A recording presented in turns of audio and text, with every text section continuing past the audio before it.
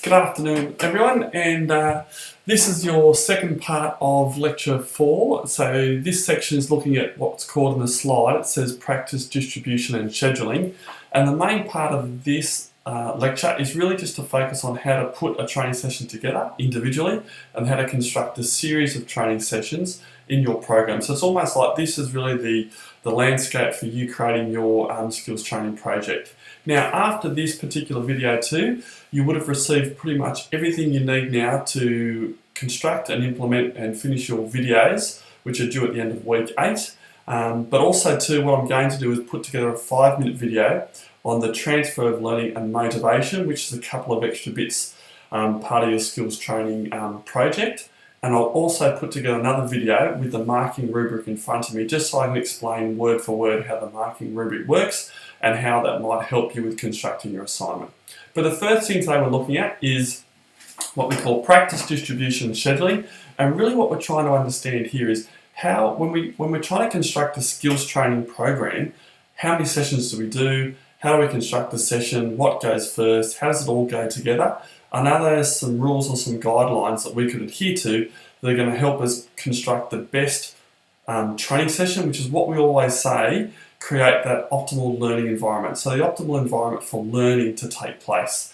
Remember, as a coach or facilitator, we construct the environment. It's then up to the learner to engage in that environment, give us feedback and work with us in order to create, I guess, the best relationship between us. So you can have the best training session in the world or the best environment, but if the person isn't going to engage in an active learner, then we've got to find other ways in order to do it.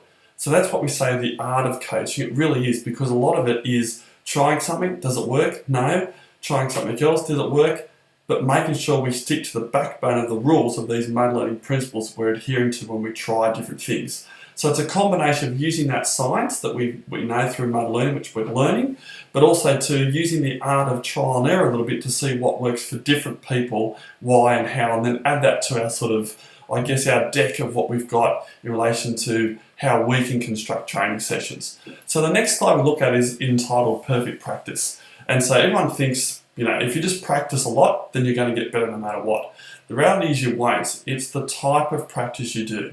So really it's important that you learn best practice methods right from the start. So practice needs to be designed to lead to optimal gains in proficiency. And this can be achieved. The first thing we look at here is what's entitled in that slide number 3 is practice variability. So we need to know what aspects of practice need to be kept constant, but what things do we need to vary and why. So the first thing we need to understand with why we need to vary our practice is we need to first of all say, okay, which aspects of the skill or environment do we need to vary?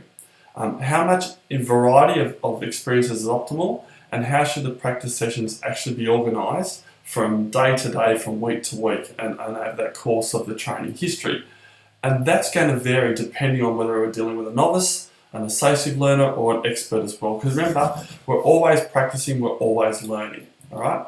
Now, the next slide we look at there is called the end result. And that just really is about a 4 or 5 sentence sort of quote from a guy called Ron Hubbard. And it really just goes through the key thing I look at in this particular slide is what's important for us as coaches is to instill self-confidence.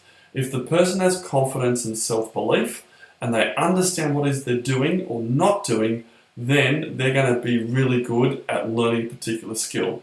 If they're relying on you, so we have that guidance hypothesis, that's not optimal. We need them to believe in themselves. So really that's the goal of us, I guess, as the teachers or facilitators. Now, the next slide looks at the theories of mode learning and practice. Now, all we're saying in this particular slide, because we don't really ask you in this particular moment to look at the different theories of motor control, but whether you look at what's called a dynamical systems theory or schema theory, which comes under motor program theory, or even Gentile's 2-stage learning model, all of these models promote practice variability. They also promote what's called practice specificity, but all of them say at some stage we need to vary our practice environments. So really now we come down to is what do we need to vary and why? So you need to look at your particular skill and you need to look at how it's going to be performed in the environment it's going to be performed in. So let's go back to an example. If I'm a receiver in tennis, then I'm going to have to, in a game situation, be open to receiving a number of different serves, depending on the type of player, depending on the first or second serve, depending on what their favourite serve is, or the conditions of the game, or the wind, or whatever it might be. I need to be able to experience as many different serves as possible. So once I get the idea of the movement, I can do the skill quite well, then we need to make sure that we vary the practice as much as we can, giving that receiver as many different serves as they could possibly receive in a game environment. So when they come into the game environment, there's nothing new to them. There's nothing they haven't received before. So we don't want them to experience anything novel in a game situation. That needs to be done in training. Whereas if I'm a tennis server, again, there'll be different things I need to vary, but probably less so than if it was receiving, because I'm in control of it. It's a closed skill. I can sort of dictate the skill a little bit more. So the first thing we know is it depends on the type of skill or type of environment the skill's going to be performed in. So therefore we go and look at the next slide, which says the benefits of practice variability, and it's just a diagram with the 4 circles on it. And so what the benefit is, it increases the capacity to perform skills in a future situation. So what I just said then about the receiver in tennis, as many different things in a practice environment that we can open the performer up to, then they're going to have a better chance of doing it in a game situation because they've done it a lot in practice. Also too, what you find is, which is a positive, by increasing practice variability, it increases error. When we increase error, especially early in practice, it means the person has to try to start solving the problem as to why they're making these errors and what they could do to change it. So they become active in that learning process. And I know I say that a lot, but it's so important that the person is not a passenger, that they're the ones that are driving the learning experience. Also, too, it promotes more accuracy or better accuracy in a future transfer task as well. But what's really important is probably those first 2 points I said. It's producing more errors, and it's giving them a better chance to actually perform the skill in a game situation when you try it later. So how do we go about implementing practice variability? Because that's the next slide we look at. And one way of doing this is not the only way, but a good little starting point is to define whether or not the skill is open or closed. So the example I used in the sport of tennis was on purpose, because now we come to this point of the lecture and we say, right, if it's a closed skill like the tennis serve, or if it's an open skill like receiving in the tennis game, then it's 2 different skills. One's open and one's closed, and we need to look at the variability of them in different ways. And it's really easy to look at. Now here, the next slide looks at the varying practice context. So here, when we look at what aspects do we vary, we look at the regulatory and the non-regulatory conditions. So we go back to lectures 1 and 2, or weeks 1 and 2, where we looked at defining what are the regulatory conditions and what are the non-regulatory conditions. And the main things we look at here is, what are those regulatory conditions? So they're needed or critical to perform the skill, and they directly influence the pattern of movement. So if we know in the tennis serve, for instance, we know that it's the ball, the dimensions of the court, the racket, the height of the net. They're all things that directly influence the pattern of movement. So we have to consider those things, the regulatory conditions, when we're doing when we're training someone for the tennis serve. We also have to look at the non-regulatory conditions. So they do not directly affect the pattern of movement, but they will influence the degree of success. So that's where we start talking about the wind or the environment. We also talk about maybe where the sun is. We also talk about the crowd noise, the points, what the score is, what you did on previous serves. So if we look at the tennis serve, we can see there the regulatory conditions are very different than the non-regulatory conditions. So now we look at what happens in closed skill when we look at these regulatory and non-regulatory conditions. So if the next slide we go, it's entitled, How Should One Practice a Closed Skill? So if we look at a closed skill, we first of all have to look at, do these sort of regulatory conditions change from one trial to the next? So the first bit, the first square says, does the skill involve inter-trial variability of regulatory conditions? So this takes us back to Gentile's 2-dimensional skill classification table. So if we find that the regulatory conditions change from one trial to the next, then we need to make sure that we vary the regulatory and non-regulatory conditions. If we find that the regulatory conditions don't change that much from one trial to the next, then we don't need to vary them as much, but we mainly focus on varying the non-regulatory conditions. So in this slide, we've got two examples of closed skills. We've got on the right-hand side, we've got a basketball free throw. And a basketball free throw, the regulatory conditions don't change from one trial to the next.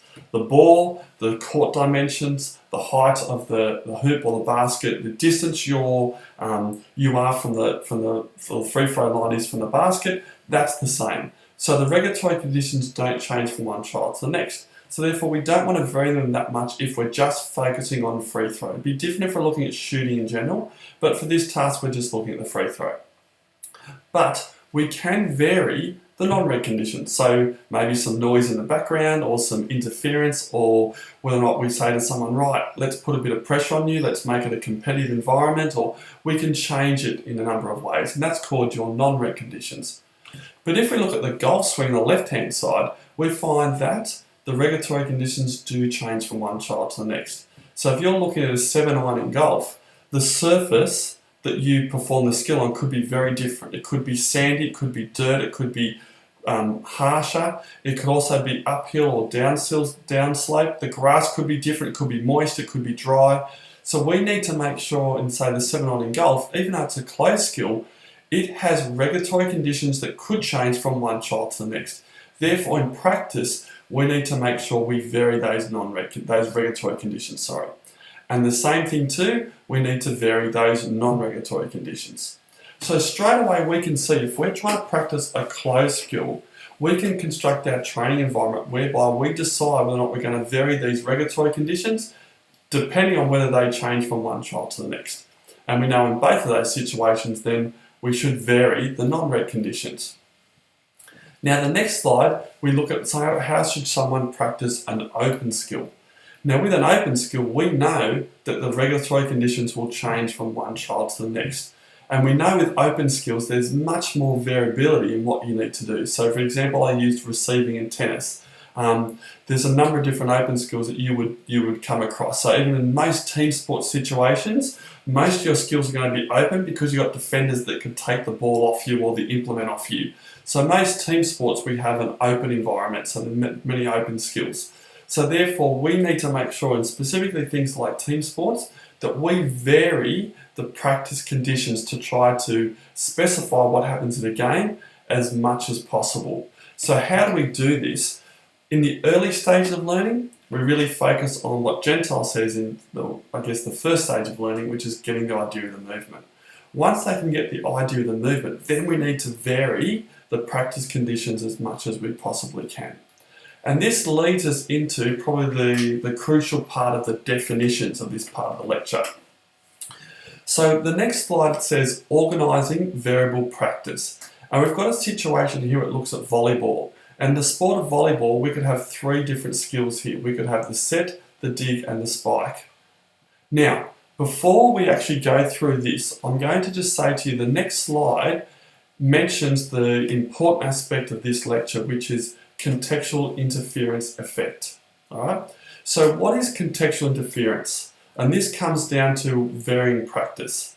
So when we vary our practice, we do what's called, we increase the contextual information that's given. So basically what that means is we're making the learner think more from one child to the next. So by increasing what's called the contextual information, we're interfering with their thinking. So we're making the learner active. So it's really important just to start with, before we look at this volleyball example, that we try to understand what is that contextual interference that we're talking about. All it means, it's a term whereby we're trying to interfere with what the learner is thinking from one child to the next. And I'll explain how we do that, and I'll explain what the effect of that is. So, if we look at this volleyball example, if we had to train, let's look at a bunch of, say, 20 or 30 school kids, and for this term we had to teach them the skill of volleyball. Now, we mainly want to focus on the set, the dig and the spike. Now, we could, for example, do it this way. Well, we say, right, for the first training session, what we're going to do, we're going to spend 15 minutes doing the set, 15 minutes learning the dig, and then 15 minutes learning the spike. And we could do that, and that's fine. And that's what we call blocked practice, right? And you've done this in your tutes already, so at least you've had a go at doing this when you did the soccer skills. So that's called block practice. That means basically if I'm doing 15 minutes of setting, or 15 minutes of doing the dig, or 15 minutes of doing the spike, once the novelty wears off after the first few minutes, I'm basically sort of going through the motions and just performing block practice. And when I'm first learning a skill, that's pretty much the only way we really should be learning it. We need to be blocked to start with because we can get the idea of the movement. But if, for instance, that the person has the idea of the movement, then we have to start increasing that contextual interference. So we can increase the contextual interference by coming up with small-sided games or different things like you did in your labs, which increase contextual interference.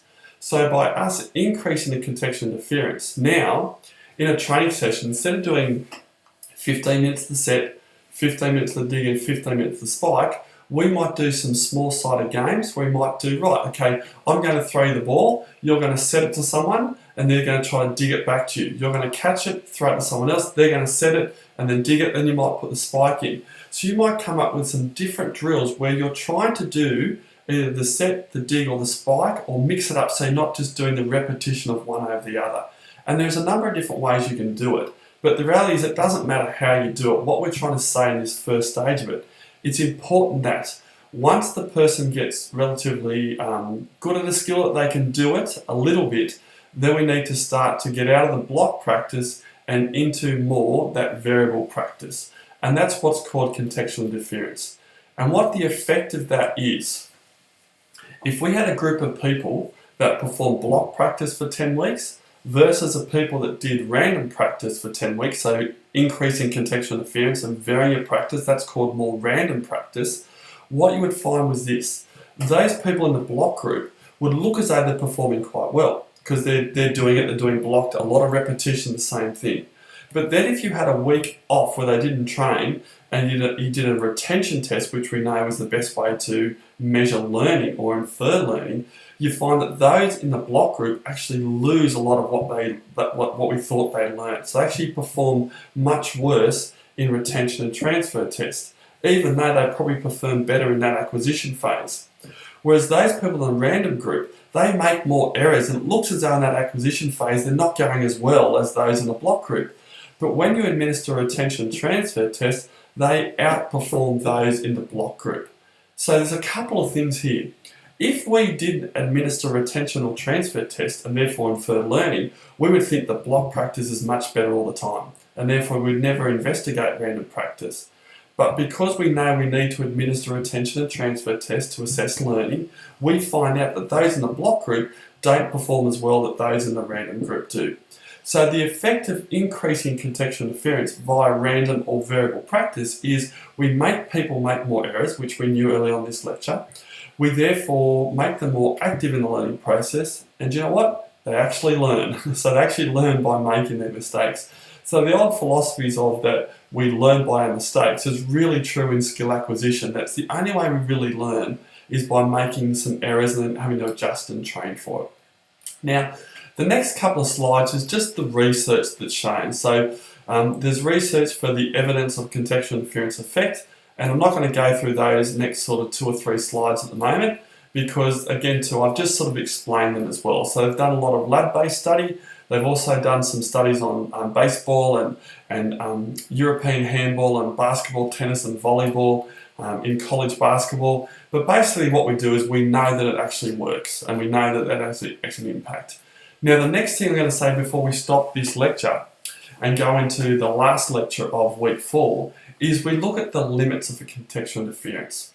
So the limits of contextual interference really are, for kids and those that are novices, so really just learning the skill for the first time, we want to keep practice in a blocked environment because they can't do it yet. So there's no point in randomising something they can't do. So for most of you in your skills training project, in those first few weeks, you're probably going to stick to block practice. But if you find that you think, I know it's only a hypothetical program, but if you think by week 4 or 5, depending on your skill, that they might be starting to get the idea of it, and they might really get it, then you might say, oh, in the last couple of weeks, we're going to increase contextual interference, maybe include some variable or some randomised training sessions, so some small-sided games, and give them a go at doing that, even though it's hypothetical, and you might find that you think that they're actually able to cope with that too. So I'll leave it up to you depending on your skill and where you think they're at, but just keep in mind too, for kids and for novices, that we sort of want to just keep practice blocked to start with, and then increase slowly that contextual inference as they get older.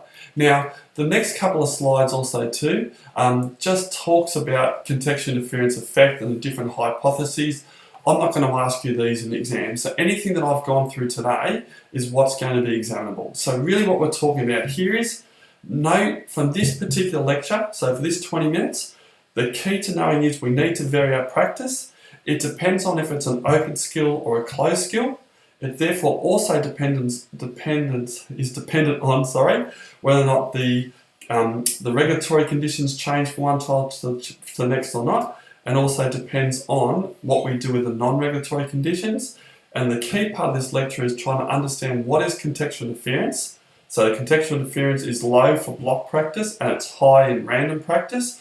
And the effect of that is that those in the block group will make more errors in that acquisition phase, but you'll find that they'll learn better, and we can measure that by they will outperform those in the block group in those retention and transfer tests. Right, so hopefully guys that makes sense for contextual interference. The last part of lecture number 4 will be about a 10-minute video on what we call masked and distributed practice. But again, any questions on any of this information, just flick me through an email and let me know what you think, or if you're not sure on a couple of things. Alright, okay, cheers guys, and we'll see you for the last bit in a sec.